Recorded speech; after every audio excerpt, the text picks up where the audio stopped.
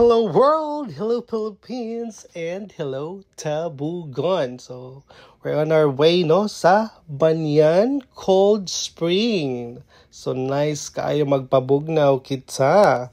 So, while got travel ta, every 1, every 2, and every 3, magduwa-duwa sad kita, no? Kay board kayo ning taas kay atong travel, tapos wala man tay buhatan. So, sa madungog ninyo, ang mga karong katawa o mga kadakanta kay nag-games mi atong kanang sumpayan nimo ang tumoy sa kanta and then maghunahuna ka sama sa ining mga gipang buhat nila. O diba? Sa kahugyaw ang ilang mga katawag mga kik-ik.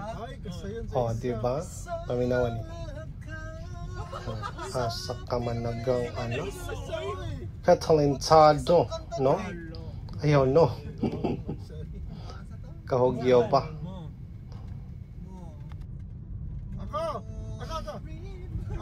So di mo ma-board sa while the travel mo, no? Even it's a long travel. Wow, so makita sa di mo ang nice na view diri na side.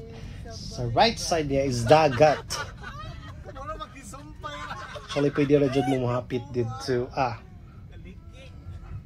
Kani siya na area is duol-duol na ni. So, almost na dyan mi naabot dito sa Banyan Cold Spring of Tabugon. So, ipadayon gihapon nato ang mga talinto, mga katawa o agik-ik nila, no? Pwedeng Bisaya dyan sa katawang agik-ik. Ayaw ik. Og ni abot na jud kita mo na ning lugar. Og during the pita mo na jud ni ilahang parking area og naabot na kami. So dako sa nilang parking area, so walay problema gudamog sa kinan. Og sa dihang during the pita bayad kita og environmental fee, no? Para ni siya sa atong environmental fee man. Tarang manunod na kita. However, ang entrance dali is like 150 per head. Sulit ra actually. So ang area nila mo na kani gipalibutan og mga daghang puno ang kahoy, so perting bugnawa sa area. So ni anhi kita kay para magpabugnaw sa atong mainit na langs. Bugnaw susama sa kabugnaw sa imong ex na wa na jud nagpa-balo or nagpa-ramdam. So mo kaninyong nakita dari mga tables and chairs na pwede mo mag-rent actually. Mga barato rasad na sa mga 150 to 300 depende sa kadaghan. So mo ni kaning duha ka buok, no, na kaliguanan is kani ang pangbata. So dira mga bata kasagaran kay dili kayo lawom o kana diha nakita ang pang-adult kay medyo lawom-lawom na gid siya, around 5 to 7 feet. So diri kana ang pangbata medyo mas dako siya compare sa katong pang-adult na diha nakita. So may pakita sa inyo mo at sa other side. Other side para sa makita ninyo ang other view kung unsa jud ang naan. So kana katinaw na lang jud sa tubig, crystal clear, no? Makita jud nimo ang nasa ilalom kung matagakan ng gali kag sinsilyo makita pa nimo.